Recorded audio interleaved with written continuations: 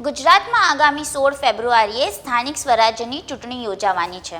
ત્યારે આ ચૂંટણીને લઈને દરેક પક્ષો તડામાર તૈયારીઓ કરી રહ્યા છે અને ઉમેદવારોને લઈને પણ ચર્ચાઓ ચાલી રહી છે।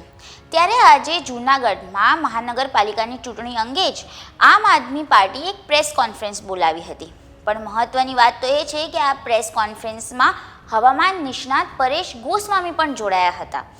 તેમને પ્રેસ કોન્ફરન્સમાં જોઈને અનેક ચર્ચાઓ શરૂ થઈ ગઈ છે કે શું પરેશ ગોસ્વામી આમ આદમી પાર્ટીમાં જોડાયા છે કે શું તેઓ સ્થાનિક સ્વરાજની ચૂંટણી જૂનાગઢ મહાનગરપાલિકાથી લડવાના છે।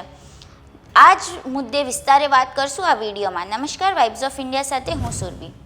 આમ આદમી પાર્ટીની યોજાયેલી પ્રેસ કોન્ફરન્સમાં પરેશ ગોસ્વામીએ પણ જૂનાગઢમાં રોડ રસ્તાઓનો મુદ્દો ઉછાળ્યો હતો અને તેમણે પણ શું કહ્યું તે સાંભળો। જય જવાન જય કિસાન। આમ જોવા જઈએ તો છેલ્લા 3 દાયકાથી જૂનાગઢ છે એ એક ડરના માહોલમાં જીવી રહ્યું છે।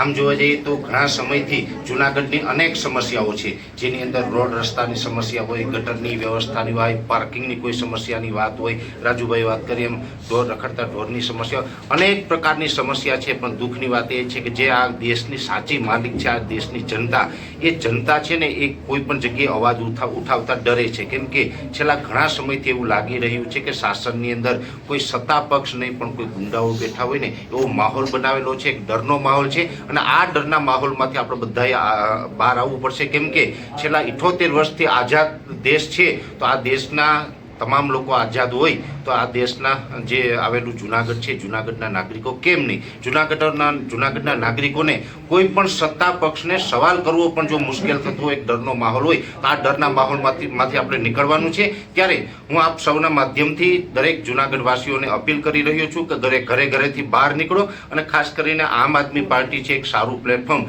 અને જે આપણા જૂનાગઢને જે એક દેશના ફલક ઉપર લઈ જઈ શકે। કેમ કે આપણી જૂનાગઢની અંદર ઘણી બધી સંસ્કૃતિનો વારસો આપણી પાસે છે, આપણી પાસે પ્રકૃતિ છે, જળ જમીન અને જંગલ ઘણું બધું આપણી પાસે છે। અને આ જે આપણો જે વારસો છે એને દુનિયાના ફલક ઉપર લઈ જવા માટે આમ આદમી પાર્ટી સક્ષમ છે। તો જૂનાગઢની અંદરથી પણ દરેક યુવાનો, મહિલાઓ અને ભાઈઓ બહેનો દરેક આવે અને આમ આદમી પાર્ટીના માધ્યમથી ચૂંટણી પણ લડે અને ચૂંટણીમાં સપોર્ટ પણ કરે। જો આજે આપણે આ બહાર નહીં નીકળીએ અને જૂનાગઢને નહીં બચાવીએ તો ફરી પાછો આપને મોકો નહીં મળે। એટલે ખાસ દરેક મિત્રોને હું જોડાવા માટે આહવાન કરું છું।